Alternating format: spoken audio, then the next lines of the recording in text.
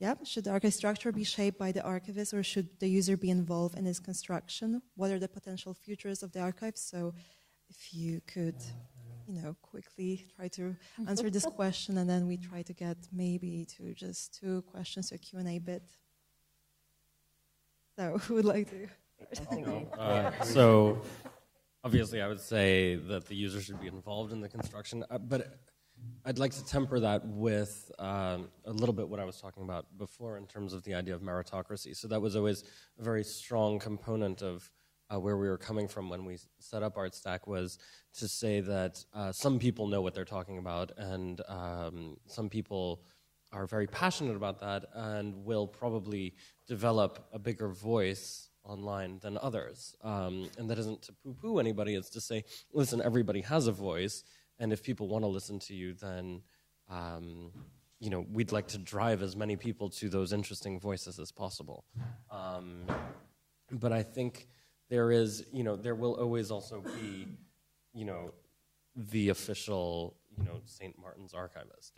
There is always a role for the institution, and that kind of he talks about the weight of history, but that is like quite an important thing for any institution, because you can't leave it to chance that somebody will want to do that for you.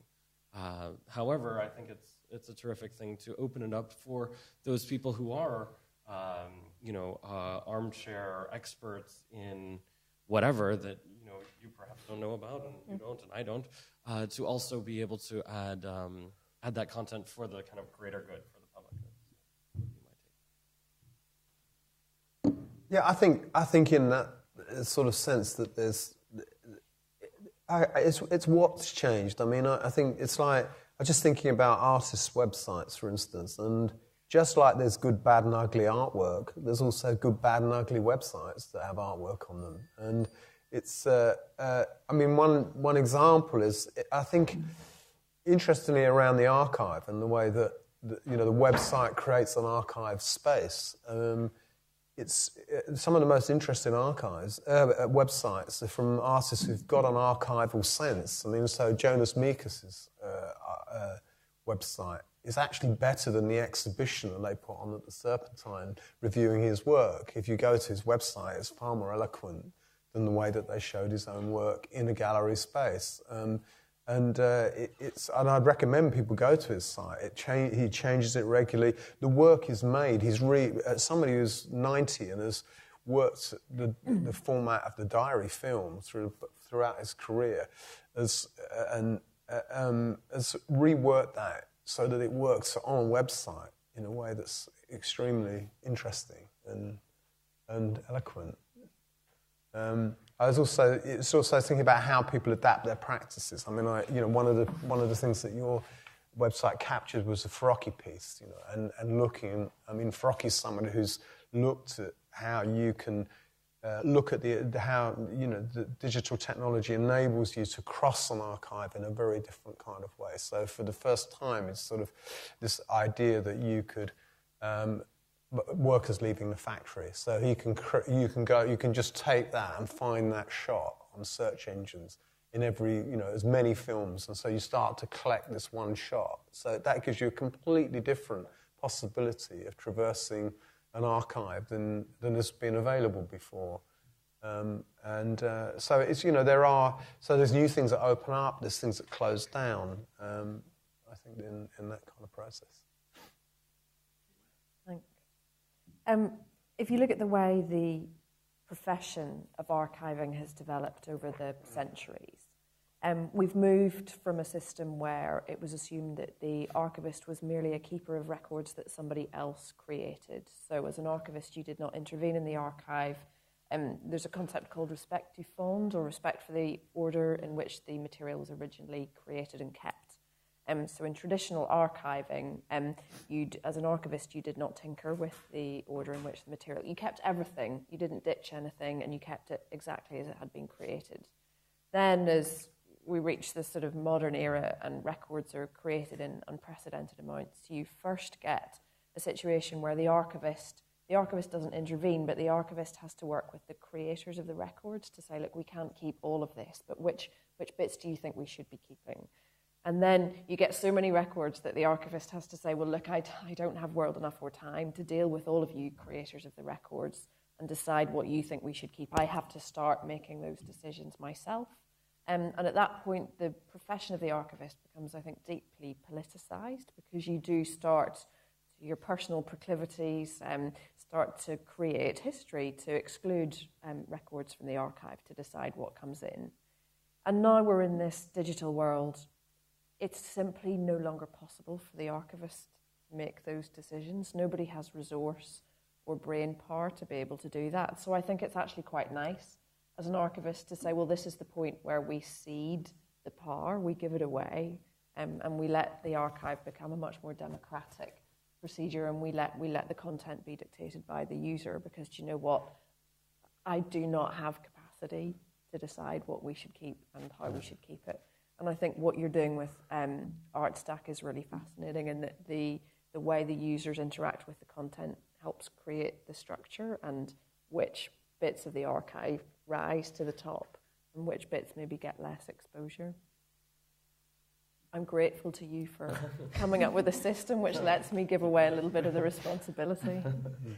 Thank you, Judy. Attilia, could you say also, because you are working now on a new project, which is going also to be partially an archive, and it's actually, so it's a future archive, it's going to start next year. Could you? It is, I cannot showcase an image because it's under construction and will launch at the end of January, but we created a charity for the promotion and support of digital art online, and its first place of encounter will be online, and the website will act as an archive of all the work commissioned. So in retrospective, the website will grow and grow and grow and grow with different artists. Six artists commissioned per year and 4 online residencies that we're offering to different artists nationally and internationally. So that will be the main structure, but as well, we'll have different systems of organization, which is my point, I guess, on my practice about the archive. How do you interact with it, and who's your audience, and how to as much as flexible as you can within a system for it, quite connecting different elements within this sort of archive. So it will be called opening times. So please check online. Thank you. I was just thinking about the implications, Judy, of what you said about ceding the power to the people. And then thinking about archive fever, where the sort of the origin of the archive is, Derrida talks about the origin of the archive and the archons who hold the law, the tablets of the law, or it's on the side of the building. I mean, it's a while since I read Archive Fever, but so in a sense the archive is also the place where the law is kept.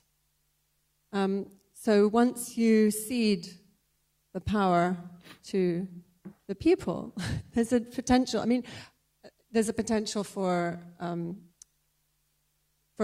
loss as well. I mean, and I was thinking, or of anarchy, whatever. But I mean, that is if one goes back to that sort of origin of the idea of the archive. But I was thinking about how it's one thing, losing art,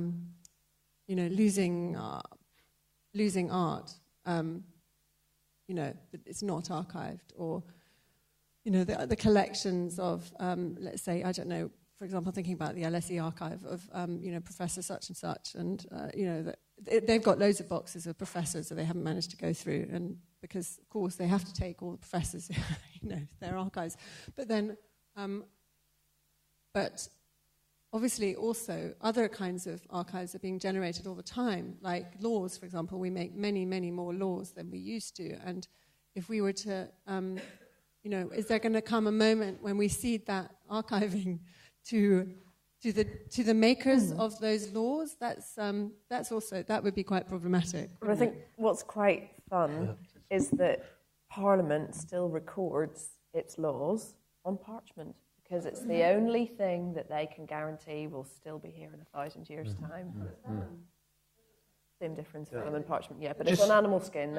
They record it on animal skin because it's the only substrate that people know for sure is still going to be here in the future. just to think of like going back to the 20th century, pre-digital, and things like mass observation movement. I mean, oral history, the idea of recording the lives of ordinary people, and if somehow through the internet that starts to be a process of archiving as well, that's made available, but because we're suspecting at the moment is that so much of people's lives that's online and digital will be lost, and it will be a very misrepresented kind of archive of the future that will look backwards. But is that not true of all archives? Because the history of the archive is the history of loss. It always has been. But what's lost and what's not lost, isn't it? I mean, if they hadn't been doing mass observation, say at the time of the Second World War, we'd have only seen the Second World War again as sort of, the great celebrities of the war and big movements and a certain discourse of the war. But I mean, someone like Angus Calder wrote The People's War, which is an amazing document of the war from ordinary people's recorded diaries. So I think the thing there is that with the advent of the digital era and access that people have today to easily being able to create and store images or emails, mass literacy, for instance, just means that even if some of those records are destroyed, because the volume has increased so exponentially, the likelihood of ever losing track of kind of a moment in history at this point, that's not going to happen, I think. At this point, we'll lose little bits, somebody's hard drive will crash, some big server might go down, but there are so many backups, and there's just the sheer volume of information that is, think about the NSA and all of the stuff that's happened recently. There's maybe more out there than we think. There's a lot of information that's going to be out there for a long time to come. Okay, thank you so much. We're out of our questions, so we're out of time, but if you would have we can have 2 questions from the audience. It's a kind of general question, really, to all of you. It's just interesting that last point you were saying about those histories and the loss history. I was wondering more kind of about this idea of value as well, because you were sort of talking about this kind of democracy and how much is democracy. But I was actually interested if you were about those absent spaces in between, and I wonder what the position of the artist is in presenting those absences, maybe. I'm not an artist, so I'm not going to answer or maybe that. the artist could answer, or maybe people, Well, I guess in the clip that I was showing you, I was showing you that loss, the sort of gap, if you like, a kind of, in a sense. I mean, that's something that I'm interested. That is kind of what I do in my work. I guess I create stories out of, or don't create, that I find stories, and then, which are in a sense kind of bits of material that have been lost that are sort of floating around somehow, and I kind of anchor them in, or don't necessarily anchor them, but put them in a film, in a story, in a bit of writing, in a connection of images together. And the question of democracy, I mean, democracy, a bit like the idea of, progress or art, it's a very complicated question. I mean, democracy isn't just like, everybody can put something on the web. Democracy is also, having rights and having, obviously there's a whole kind of system around it. And even the democracies obviously fail at being democratic quite often. And one of the reasons that, that someone has to be vigilant. Individuals have to be vigilant, institutions, people, everyone, in a sense. And the archive is often used, all sorts of archives are used to enable that kind of vigilance, to show proof that, well, you say this is happening, right, but actually this proves that something else is happening. So the archive obviously has a kind of political role. And it can be used in many different ways. Yeah. So, and I guess, you know, I'd say, but as an individual, as who happens to be an artist, I have a concern to tell those stories that aren't told. Thank you. I guess I would just say quickly on that front, one of the things that we're currently thinking about doing is adding a section to the website where people will be able to show works in progress. So as people are in the process of creating a work, other people will be able to comment on that work if the artist wants to add that to the site, if they want to open themselves up. And I think part of that, in terms of what you're talking about, the absence in laws, is sometimes things that happen in the creative process. And so when you're somewhere like St. Martin's and you're studying, you're able to have your work seen by a lot of people. You're able to get a lot of feedback. And then actually once you move outside of that sort of institutional structure, of course some people don't want that, but other people do and don't have ways to get it. So one of the things that we're actually thinking about doing is adding ways that people can go back and even reference a work at an earlier point of its own creation, if you like, and that people will be able to see the archival sort of process of a work coming to fruition. Of course, I think, you know, on the flip side, you'll have people who want to remove those things, and the artist who only wants the finished product to be seen. And you have this notion sometimes of, you know, the artist who doesn't want all of their things on display, be it their early works, the works they're not happy with, or the kind of archival letters, perhaps, that maybe were very personal. So I think, you know, it's very important to allow the artist and other people who kind of deal with the artist's estate to have that kind of final control over what is, you know, included and what is kind of left to be lost. Thank you.